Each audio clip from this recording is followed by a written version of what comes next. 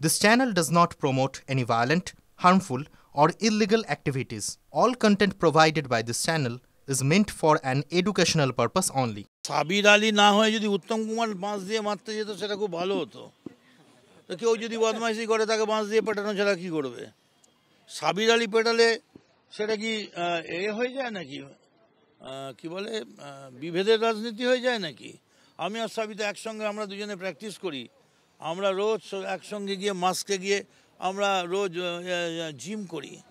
মনে রাখবেন, আমাদের এখানে বাংলায় হিন্দু না মুসলিম ওই জিজ্ঞাসে কোনজন, কান্ডারি বলো ডুবিছে মানুষ, সন্তান মোরমার, এটা কিচ্ছু নয়। এই যে কথাটা উঠেছে না, সাবির মেরেছে। কে মেরেছে?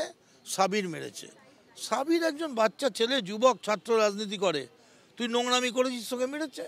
তো সাবিরের জায়গায় তাহলে আমরা ঠিক আছে, এবার থেকে আমরা আবিরকে দিয়ে মারাবো, বারণ করে দেবো। ওদেরকে দেখে ওরা ভেবেছে মালার ব্রাত্য দু পকেটে জাস্টিসের প্যাকেট নিয়ে এসছে, সেই জন্য স্লোগান দিয়েছে।